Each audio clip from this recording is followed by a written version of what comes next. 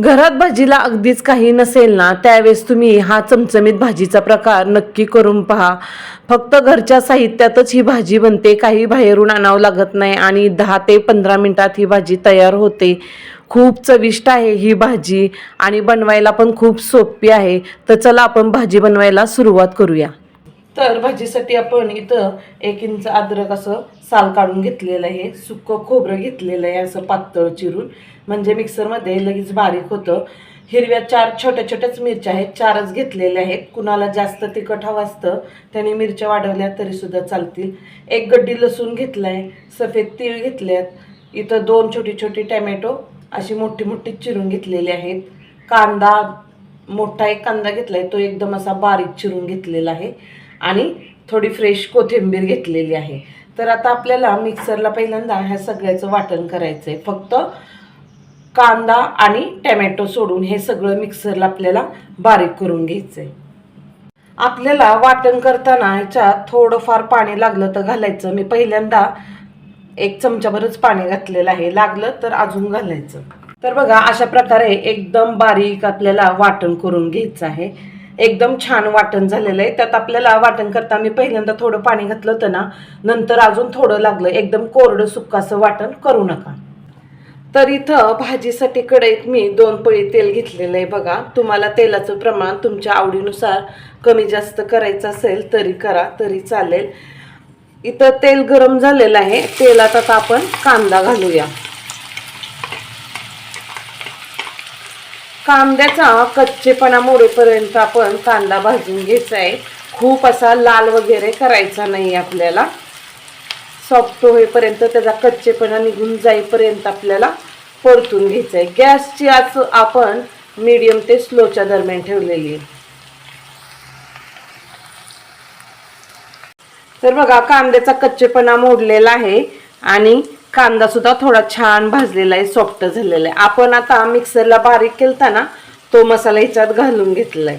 तर तुम्ही म्हणसाल तुम्ही पहिल्यांदा तीळ वगैरे काहीच भाजून घेतलं नाही, काय नाही, खोबरं सुद्धा काय भाजून घेतलं नाही, पण आपल्याला इथं सगळा हा मसाला भाजून घ्यायचा आहे तेलात. त्याच्याबरोबर आता कांदा सुद्धा छान भाजला जातो आणि मिरची सुद्धा छान भाजली जाते. सगळा हा मसाला आपल्याला गॅसची आच कमी करून तेल सुटेपर्यंत भाजून घ्यायचं आहे. तेल सुटेपर्यंत भाजला का नाही की एकदम छान परफेक्ट भाजला जातो आणि छान खमंग असा वास सुद्धा येतो बघा. तर बघा आता सगळ्या मसाल्याला तेल सुटायला लागलेलं आहे. थोडासा कच्चा आहे, ह्याच्यात आपण आता ड्राय मसाले घालून घेऊया. 1 छोटा चमचा इथं मीठ घालायचं, अर्धा चमचा हळद घालायची. हा घरगुती कांदा मसाला आहे, तो मी 1 चमचा घालते. तुम्हाला हवा असल्यास तुम्ही अजून घातला तरी चालेल, तुम्हाला तिखट लागत असेल तर. आणि इथं धना पावडर आपल्याला 1 चमचा घ्यायची. आता गॅसची आच आपण कमीच केलेली. आता हे मसाले सुद्धा अजून छान परतून घेऊया, म्हणजे तेल सुटेपर्यंत परतून घ्यायचे. कारण मसाला थोडा आपण कच्चाच ठेवला होता, कारण हे मसाले पण त्याच्यात भाजून निघायला पाहिजेत त्यामुळे. तर आता छान गॅसची आच कमी करून तेल सुटेपर्यंत भाजून घ्यायचा, म्हणजे एकदम मस्त खमंग असा मसाला भाजला जातो. आता भाजताना ह्याच्यात मिक्सरच्या भांड्यात थोडंसं मसाला होता, त्यातच पाणी टाकलंय. मसाले जळू नाहीत म्हणून आपल्याला थोडंसं पाणी घालून इथं मसाले भाजून घ्यायचे बघा. थोडंसंच पाणी घालायचं, म्हणजे मसाले एकदम छान भाजले जातात. आणि अशा प्रकारे मसाले भाजले का नाही की भाजीची चव खूप छान लागते, एकदम चविष्ट अशी भाजी होते. मसाले पण जळत नाहीत आणि सगळे मसाले सुद्धा एकदम छान खमंग असे भाजून निघतात. बघा आता मसाल्याला एकदम छान तेल सुटलेलं आहे, सगळे मसाले एकदम व्यवस्थित भाजलेत. आता याच्यात आपल्याला टॅमॅटो घालायचा आहे. टॅमॅटो घालून फक्त 2 मिनिटं हलवून घ्यायचे. सॉफ्ट वगैरे टॅमॅटो काही होऊन द्यायचं नाही. अगदी घरात भाजीला काहीच नसेल ना, तर तुम्ही हा भाजीचा प्रकार करून नक्की पहा बघा. एकदम चविष्ट भाजी होती आणि खूप छान. तुम्ही एकाऐवजी 2 चपात्या अवश्य खासाल, इतकी छान होती. आमच्या घरात तर ना ही भाजी सर्वांना खूप आवडते. ज्यावेळेस भाजीला काही नसेल ना, त्या टायमाला मी अशी भाजी बनवते. अगदी सर्वांना खूप छान मनापासून आवडते. तर बघा 2 मिनिटं टॅमॅटो घालून आपण व्यवस्थित छान भाजी हलवून घेतलेली आहे. आता याच्यात पाणी घालूया. मिक्सरच्या भांड्यात होतं वाटणाचं, तेच घालते मी. ही भाजी जास्त काही मी पातळ वगैरे करणार नाही, अशी लपतपीश ठेवणार आहे. तुम्हाला जर अशी पातळ हवी असेल ना तर तुम्ही याच्यात अजून पाणी घातलं तरी सुद्धा चालेल.